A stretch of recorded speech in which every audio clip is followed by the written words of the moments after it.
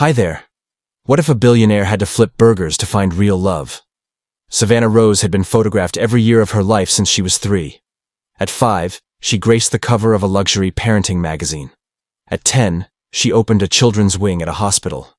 By 16, she was more brand than person. And by 25, she couldn't remember the last time someone asked how she really felt. Her birthday parties had sponsors. Her boyfriends came with headlines. Her father, William Rose, owner of Rose Culinary Group, used her existence like a campaign. And tonight, a rooftop full of friends celebrated her 26th birthday beneath chandeliers flown in from Paris. She smiled, nodded, played her part. She wore custom heels and a designer gown, both selected by her father's PR team. They told her emerald suited her better than red. Savannah didn't care anymore. The food was gourmet, the champagne endless, and the attention suffocating. Then Mason stepped forward. Her boyfriend of 6 months, model, restaurateur, socialite, dropped to one knee near the caviar table, holding a velvet box with a diamond so massive it seemed to hum. Guests gasped, cameras clicked. Her father clapped like a board member applauding earnings. Mason looked straight into the lenses, not into her eyes. Savannah stood frozen. The moment stretched long enough for her to realize 2 things. 1, she hadn't said yes, and 2, no one cared if she did. She walked away, not dramatically, just turned and left. The crowd murmured behind her, but no one followed. She took the elevator down to the street, barefoot and breathless, carrying her shoes like anchors. That night, she packed a duffel bag, 1 pair of jeans, 3 shirts, her mother's locket, a bundle of cash she kept for emergencies, and a name, Evie Brooks. Evie didn't come with headlines. She came with no history and fewer expectations. She took a cab to Brooklyn. She found Brooklyn Bites on the 2nd morning. The rain hadn't stopped since she arrived. Her hoodie was damp, her sneakers squelched with each step. The diner sat on a corner near a faded pawn shop, its neon open sign flickering like it had something to prove. A flyer taped to the inside of the door said, "Help wanted, must be human, no drama, no slackers." Evie walked in. It smelled like bacon grease and burnt coffee. The booths were cracked vinyl.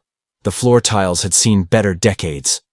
And behind the counter stood a man in a wrinkled apron, arms crossed, expression blank.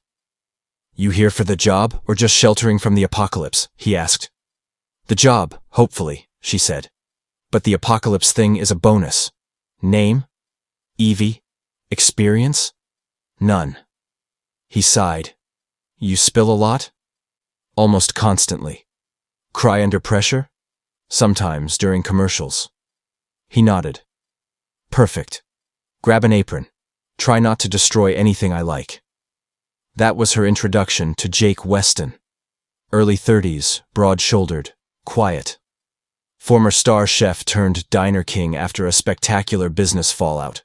He spoke in grunts and sarcasm, kept his knives sharper than his temper, and didn't smile unless no one was watching. Her first shift was brutal. She dropped a tray, spilled coffee, forgot which customer ordered what. The other waitress, Rita, rolled her eyes so hard they nearly stuck. The cook, Leo, never removed his headphones or acknowledged her existence. And Jake? He watched.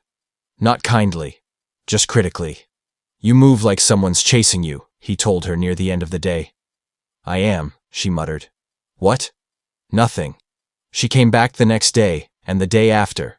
She learned how to clean the griddle, how to carry plates on her arm without tipping, how to recognize when a customer wanted small talk and when they wanted to be left alone. She learned that Jake cared deeply about food, though he pretended not to. That Rita called everyone baby, even the customers she hated. That Leo, in silence, made the best pancakes in Brooklyn. She also learned that no one knew who she was. She was just Evie, not Savannah, not a Rose, just a clumsy waitress who always smelled like fryer oil and dish soap. And for the first time in her life, she didn't feel watched. She felt real. Jake remained distant, but not cruel. When she forgot to ring in an order, he covered for her. When she cleaned the wrong shelf, he sighed and showed her the right one. And once, late at night, He caught her sketching recipes in a battered notebook. "What's that?" "Just ideas." He stared. "For food?" She nodded. He didn't laugh. He didn't ask questions. He just walked away. That night, her tiny apartment above a laundromat felt like a palace. The window was cracked, the heater groaned, and the walls smelled like detergent. But it was hers, and no one knew her name. She curled up under a second-hand blanket and stared at the ceiling, letting the sound of distant sirens lull her into sleep. She wasn't in love. Not yet. But something in her had shifted. Something that whispered, "Stay." Evie woke to the sound of car horns and the faint smell of garlic wafting through her apartment's thin walls. She blinked up at the ceiling of peeling paint, tangled in thrifted sheets, heartbeats still steady from the strange comfort of waking up unknown. She hadn't dreamed of her old life. No flashbulbs, no tabloids. Just silence, broken only by the city's familiar, disjointed lullaby. It was better this way. Simpler. Real. She arrived at Brooklyn Bites 15 minutes early, hair still damp from the shower. Jake was already there, sleeves rolled, checking inventory. He glanced up but didn't say anything. He rarely did. She hung her bag on the hook, tied on her apron, and joined Rita at the coffee station. "You're glowing," Rita said, lifting an eyebrow. "Is this the power of grease and minimum wage?" "I think it's sleep," Evie replied, laughing. "Real sleep. The kind where no one schedules your dreams." The morning rush hit fast. Moms with toddlers, hungover college kids, construction workers ordering stacks of pancakes and triple bacon. Evie moved like she belonged. She didn't flinch at rude customers or spilled syrup. She had muscle memory now. When Jake shouted an order, she echoed it back without thinking. By noon, her apron was stained, her feet ached, and her spirits were high. Jake passed her at the pass window, their shoulders brushing. He paused. "You've improved," he said. "Is that a compliment?" "It's a fact," he said, turning before she could see the smirk tug at his lips. Later, during a lull, she found herself sketching again. New sandwich combos, quirky specials. She scribbled on an order pad, tongue between her teeth. Jake passed by, glanced at the page, but said nothing. Instead, the next morning's special was her grilled peach and brie melt. No credit, no comment. But it sold out before noon. She tried not to care. Jake remained a mystery. He worked hard, barely spoke unless necessary, but there were glimpses. Like when a customer complimented the soup and he murmured, "It was my mom's recipe," before disappearing into the kitchen. Or when he fixed the broken espresso machine himself instead of calling a guy. He wasn't warm, but he wasn't cold either. More like a pan slowly heating up. You didn't notice the change until something started to sizzle. One afternoon, a delivery guy brought the wrong produce. Jake argued for a discount. Evie leaned against the counter, watching him in action. She grinned. "You're scary when you're passionate." He shot her a look. "That's supposed to be flirting?" "I'm not sure. You're hard to read." "Good. I like it that way." That night they closed together, just the two of them. She swept. He wiped down counters. The radio played soft jazz. As she mopped near the front, she started humming, then dancing. Nothing fancy, just a quiet spin with the mop handle. She turned and found Jake watching. "You do this often?" he asked. "Only when I forget I'm being watched." "You could have been a dancer." "I was too rich for bruises." The words slipped out before she could stop them. He didn't respond, just looked at her, puzzled. "Everyone has a past," she said quickly. "Mine's just complicated." He nodded once, said nothing more. The next day, tension lingered. Jake was quieter than usual. She wondered if she'd said too much. But then during lunch he slid a bowl of soup in front of her. "Try this," he said. "Need something." She took a spoonful. "Coriander," she said. "And lemon zest." He nodded. "Already added it. Just wanted to see if you'd notice." Her cheeks flushed. "You're testing me now?" Always. They were falling into something. It wasn't quite flirting, not quite friendship. It was somewhere in between. A slow simmer neither dared name. That night, she passed a newsstand on her way home. Her heart dropped. There, on the cover of a celebrity tabloid, was a photo of her in a red dress beside Mason. "Where is Savannah Rose?" the headline read. She yanked the magazine off the rack, stuffed it under her jacket, and walked away fast. Her hands trembled. Her world, so carefully hidden, was showing cracks. The next day she wore a cap low over her face, kept her head down. Jake noticed. "You good?" he asked. "Yeah," she lied. "Just tired." Rita wasn't convinced. "You sure that storm outside didn't follow you in?" "I'm fine," Evie said too quickly. But she wasn't. During her break, she took the magazine from her bag and flipped through it. A 2-page spread rehashed her party walkout, speculated about rehab or pregnancy, claimed she was seen in Lower Manhattan disguised as a barista. She laughed bitterly. Close enough. She was serving eggs, not espresso, but they had the spirit. Jake found her sitting alone behind the diner, head down. He sat beside her. "Want to tell me what's going on?" She looked at him, heart racing. "I can't," she whispered. "Why?" "Because once I do, everything will change." He nodded slowly, stared out at the fire escape across the alley. "I'm not afraid of change," he said quietly. She wanted to believe him. But secrets, once served, can't be sent back. The diner buzzed with noise, but Jake could only hear the way Evie said, "I can't." Not, "I won't." Not, "maybe later." But can't. Like telling him the truth was physically impossible. He didn't press. He just nodded and returned to the kitchen, hands moving automatically, brain spinning too fast to focus on orders. Who was she really? Evie spent the next few days pretending everything was normal. She still joked with Rita, still scribbled recipes in her notebook, still danced when she thought no one was looking. But her laughs were shorter. Her eyes darted toward the door every time a new customer walked in. Jake watched. Quietly. Carefully. He saw the way she stiffened when someone asked her last name. The way she avoided cameras, even the cracked security one above the register. It didn't add up. One evening, after close, Jake lingered while Evie wiped the counter. "You ever lie to someone to protect yourself?" she asked suddenly. He looked up. "All the time."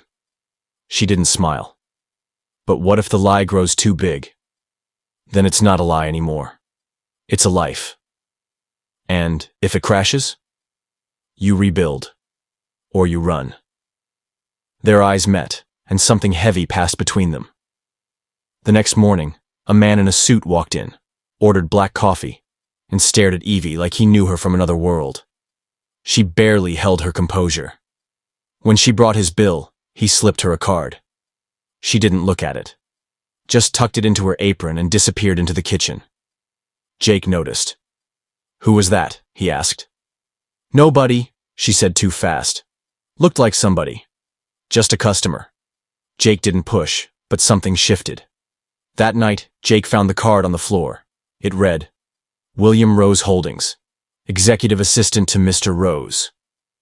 Jake froze. He stared at the name, the embossed lettering, the confirmation. Savannah Rose, the missing heiress, the girl who disappeared from a billionaire birthday party and was plastered all over gossip sites. He turned the card over. In neat handwriting, "We need to talk. Your father is worried." Jake felt like someone had kicked him in the ribs. He didn't confront her. Not immediately. He watched. The next day, Evie arrived early, humming to herself. Made a fresh pot of coffee. Took a deep breath like she was trying to feel normal. Jake handed her an order slip without speaking. She glanced up. "You okay?" "Just busy." "You sure?" "Evie," he said. "If that's even your name, do you have something to tell me?" Her face dropped. "What?" "You know what." Silence. She walked into the pantry. He followed. She turned, eyes wide, arms crossed like armor. "You went through my things?" "Number you left it." "You read it." "Of course I did." "You don't understand." "Try me." She exhaled. "I didn't mean to lie. I just needed to breathe. 1 week. Then 2. Then I liked it here. I liked You. You liked lying to me? Number, I liked being someone you didn't look at like a paycheck or a headline. I liked being just Evie. But you're not. Number, I'm not. They stared at each other. No kitchen noise. No clatter. Just tension thick as syrup. I trusted you, Jake said. I know, she whispered. I ruined it. He left. Didn't speak to her for the rest of the shift. Rita noticed but didn't ask. Leo just turned his music up louder. At closing, Evie tried to explain again. Jake cut her off. I don't want your version. I want the truth. All of it. Or nothing.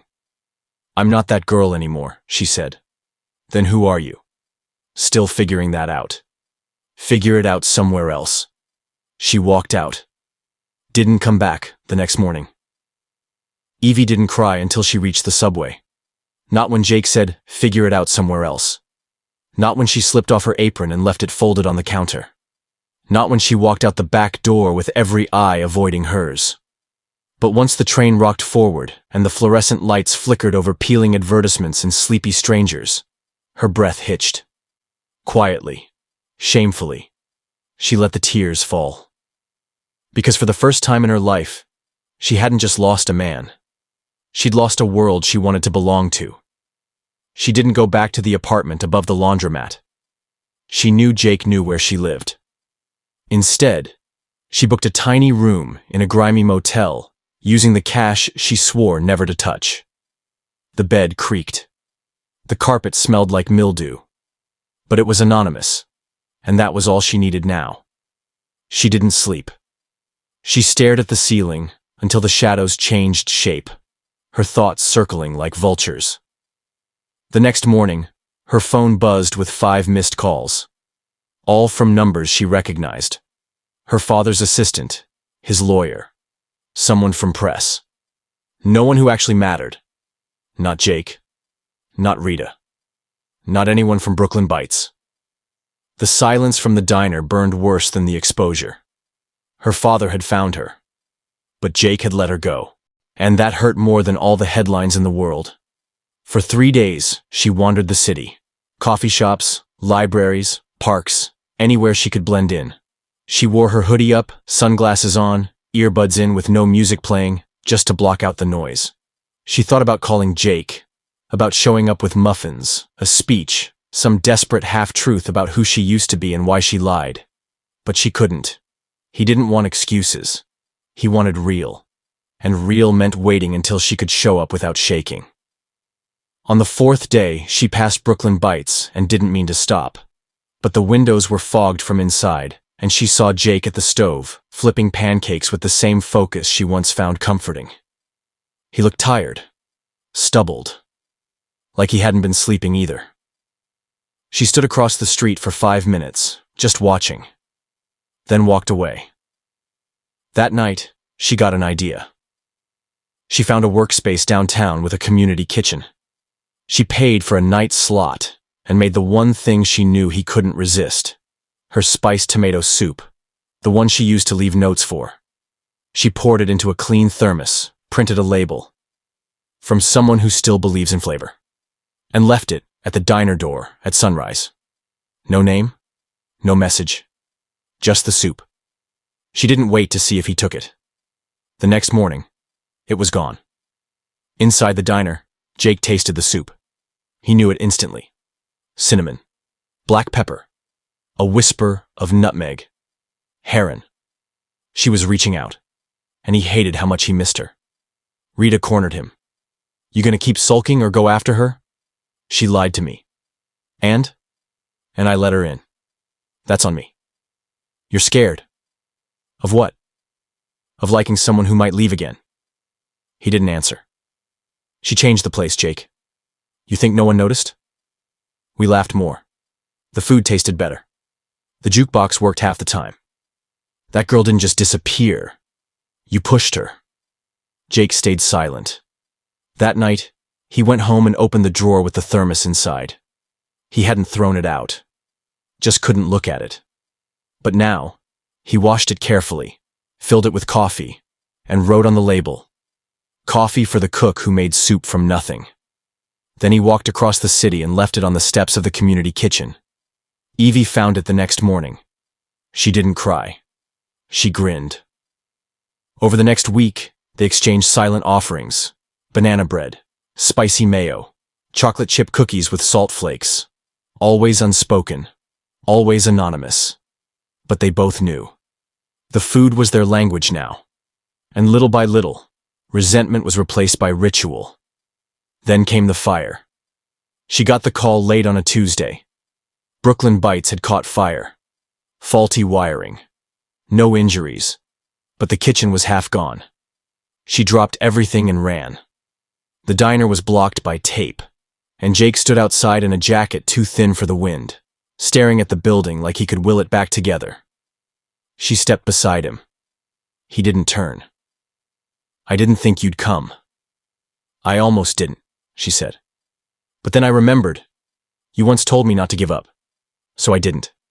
He glanced at her. "You okay?" "Not really." "Me neither." Silence. Then he said, "I miss the soup." She laughed. "I miss the kitchen. I miss you." She looked at him. "Do you forgive me?" He was quiet. Then, "Not yet. But maybe soon." They stood there, shoulder to shoulder, watching smoke rise into the darkening sky. The next day, she got a message. Not from Jake. From her father. "We need to talk. 1 hour. Midtown office." She almost deleted it. But something inside her said, "Finish it." The office hadn't changed. Polished floors. Cold steel. Walls lined with photographs of her smiling beside people who never really saw her. William Rose stood behind his desk like a king in a glass tower. "You look tired," he said. "You look the same," she replied. He gestured to the seat across from him. She didn't sit. "You've made quite a mess," he said. "Tabloids. PR. Nightmares. Walking away from everything we built." "I didn't build any of it," she snapped. "You built it. I just posed. You had responsibilities. I wanted to breathe. And you thought playing waitress was the solution." "I didn't play," she said. "I worked. I failed. I learned. I belonged. Don't be dramatic." "You know what's dramatic? Announcing an engagement I didn't agree to." He sighed, adjusted his tie. "You've had your rebellion, now come home." "I'm not lost," she said. "I'm just not coming back." He didn't understand. Of course he didn't. She turned before he could speak again. On her way out, she passed the portrait of her mother. She paused, whispered, "I think you'd be proud." Then she walked back into the wind, and for the first time in weeks, she knew exactly where she was going. Brooklyn Bites smelled like ash and melted vinyl. The front windows had been covered with plywood, and the charred interior was a black and gray skeleton of what once was. Jake stood in the center of the ruined kitchen, arms crossed, jaw tight, while a city inspector listed off damages and violations in a flat voice.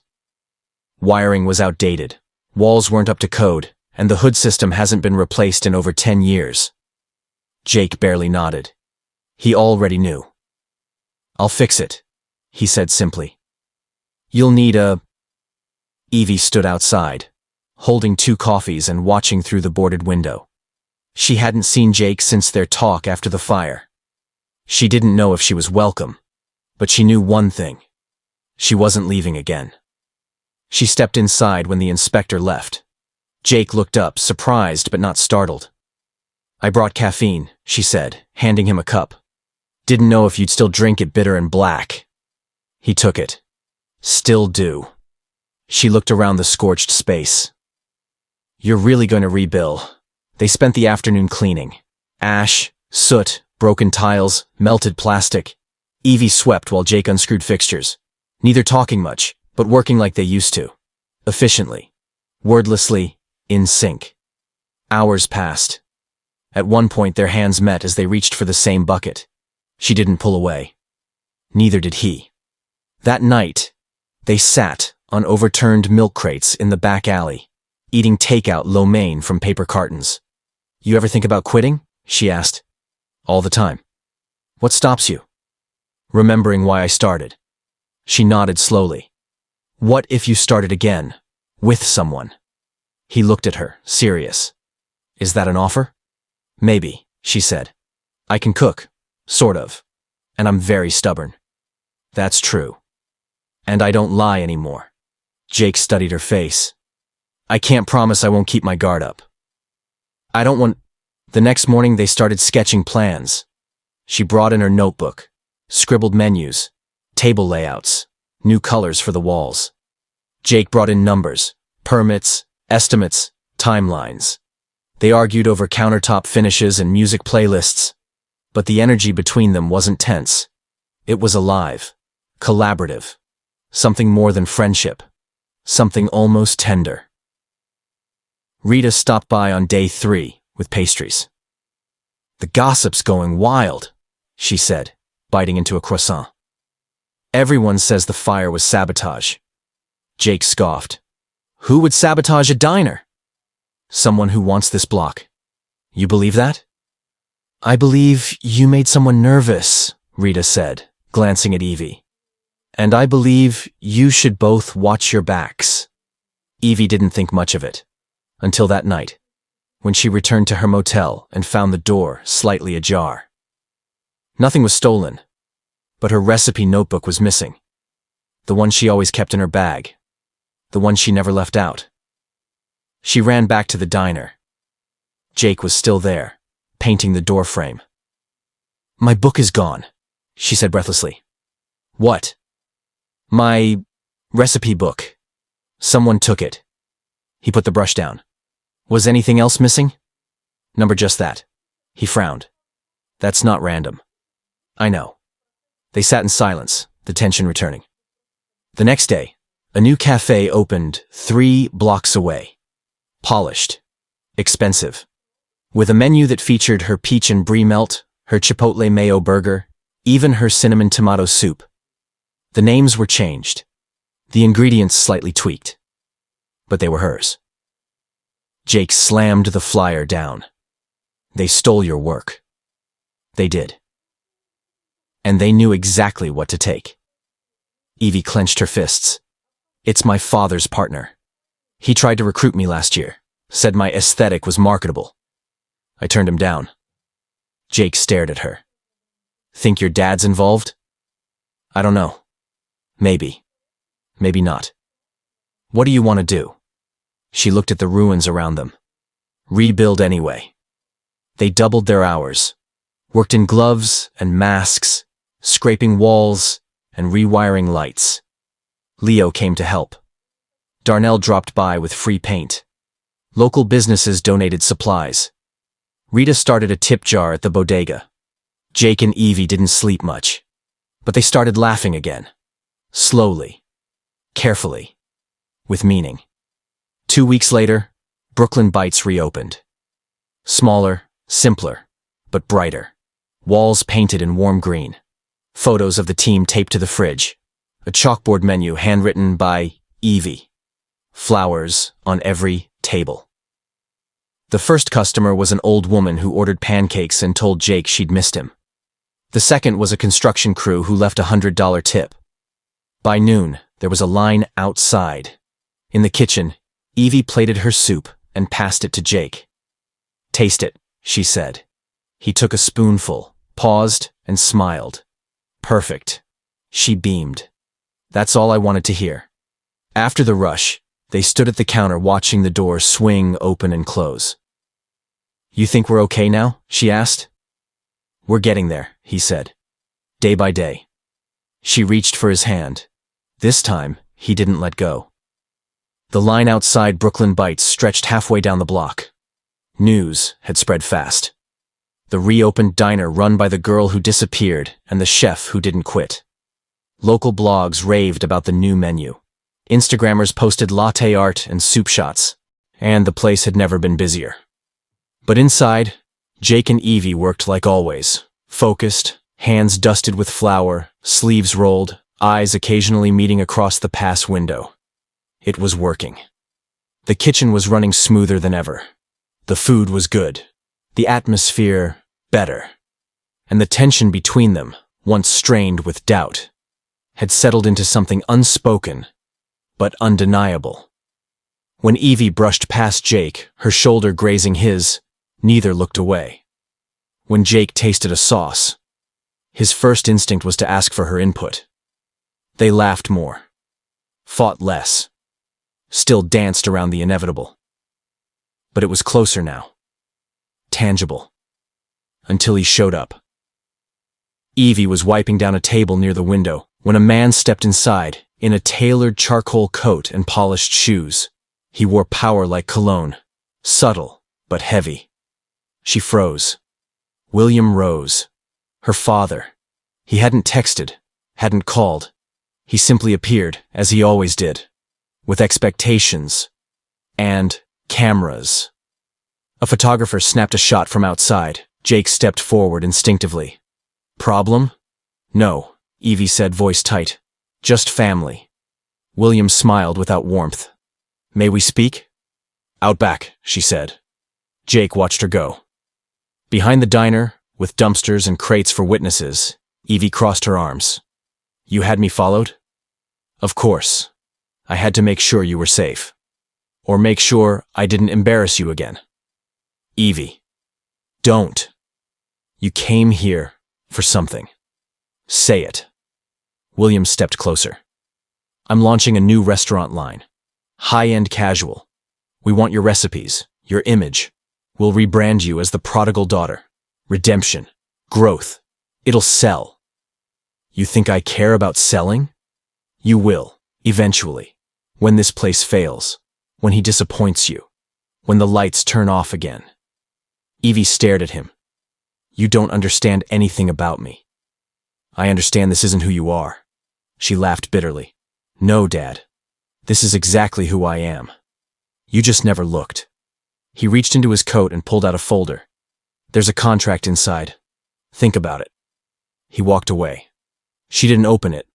She didn't go inside for 10 minutes. When she did, Jake was waiting. He didn't ask what happened. Just looked at her. You okay? She nodded. He offered me the world. And? I said no. That night they closed early. Rita had the flu. Leo was out. It was just the two of them. Jake made grilled cheese. Evie poured wine from a bottle she'd hidden behind the spice rack. They ate at the counter, side by side. He really offered you everything? Jake asked. Pretty much. And you turned him down. For this?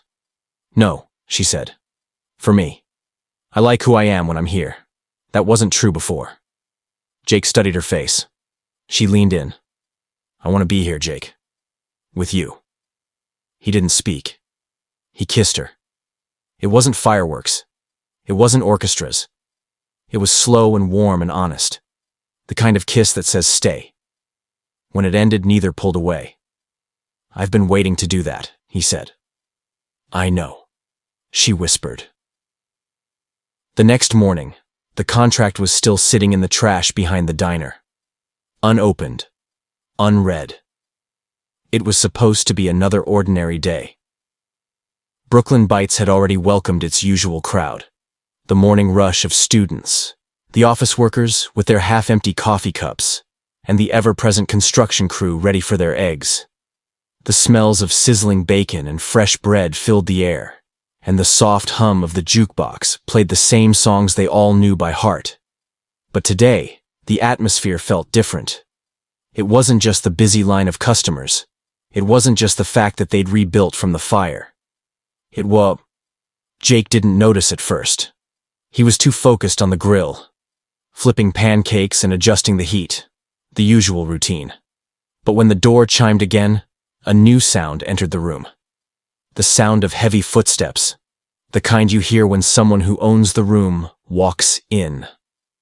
Evie froze, mid-motion. She knew that walk, that shadow that filled the doorway. Her heart dropped to her stomach. Evie! Her father's voice rang out across the diner. William Rose stood there, framed by the door. His presence as imposing as it had been all her life. Dressed in a sharp suit, his face a perfect mask of cold authority. He looked out of place in the small diner. He was the man who had built an empire. The man who made her feel like she was nothing more than a tool, a pawn in a game he played. Her father. The man who never saw her, only the brand she represented. Jake looked up, his expression a mix of confusion and wariness. He wiped his hands on a towel. "Can I help you?" he asked, his voice calm but guarded. He didn't know who this man was, not yet. "Evie," William repeated, ignoring Jake's question. He looked at his daughter, his eyes narrowing slightly as if trying to read her. "We need to talk." Evie's gaze locked onto her father's. She had thought that, after everything, after the fire, after the time spent away from all of it, she could breathe again. But now, standing there in front of her, William Rose was everything she had run from. The power, the control, the constant need for her to be something she wasn't. Her fingers tightened around the edge of the counter. "I don't think there's much left to say." "Oh, but there is," he said, coolly, glancing around the diner. "This place, this mess, isn't enough. You can't run forever, Evie. This life isn't sustainable. Your future's waiting for you, waiting to be claimed. You don't belong here." Evie's heart raced, but she kept her voice steady. "This is where I belong. I've worked harder here in the last few months than I ever did under your thumb. I've built something real." "That's not real. This is small, Evie. This is a distraction. You're wasting your potential." His voice dropped, as if the words were meant to pierce her. "You're not even the person you used to be." "I'm exactly who I am now," she said, her voice firm. "And I'm not going back." Jake stood silent behind the counter, but his presence felt like a shield around her. He hadn't known who William Rose was before, but now he understood. The man who had caused Evie so much pain. The man who would never see her for who she was. William ignored the growing tension. "I've got a new restaurant line launching. High-end, casual dining. We want your name on it, Evie. Your recipes. Your image. I can turn you into what you should have been all along. A success story. You'll be more than just some lost girl behind the counter. You'll be the face of something massive." Evie's throat tightened. The offer was just as suffocating as everything else he'd ever told her. She could almost hear the press clattering, the cameras flashing, the endless cycle of fame that had been planned for her since she was a child. She had no interest in playing that game. "I'm not some figurehead, Dad," she said quietly. "I'm a person. Not your brand. Not your project." She took a deep breath, her hands steady as she gripped the counter. "I'm not going back to that life." William's expression hardened, but she could see the frustration behind his eyes. For a moment, he looked like the man she used to know. The one who didn't tolerate defiance. The one who controlled every aspect of her life. But the fire in her chest had grown too hot for that old fear to reach her now. "No?" he asked, his voice dangerously calm. "You'll regret this, Evie. I promise you." He turned to leave, but then paused and added, "You'll always be a Rose, no matter where you run. Don't forget that." Evie exhaled slowly as he walked out of the diner, the door swinging closed behind him with a faint jingle. The weight of his words still lingered in the air. For a moment, she stood there, unsure of what she was supposed to feel. "Evie?" Jake's voice was quiet, almost hesitant. He stepped closer, leaning on the counter. "You okay?" She looked at him, really looked at him. For the first time since her father had walked in. The anger, the hurt. It was all there, but underneath it was something else. Clarity. "Yeah," she whispered. "Yeah, I am." Jake didn't say anything else. He didn't need to. He reached across the counter and took her hand. She didn't pull away. Neither of them spoke. But in that moment, they both understood. This was the start of something new. something real. Later that evening, they closed up the diner. As the last customer left, Evie stood in the middle of the empty space, looking at the tables, the chairs, the photos on the walls, the space that had become hers. It was small, but it was hers. It was everything she needed. Jake walked up behind her. "I know it's not much," he said softly, "but we'll rebuild." "We already have," she said, turning to face him. He smiled, a quiet understanding passing between them. She leaned in, and this time, there was no hesitation. There were no doubts. Just the kiss that had been waiting for both of them. And for the first time in a long time, Evie felt like she was home.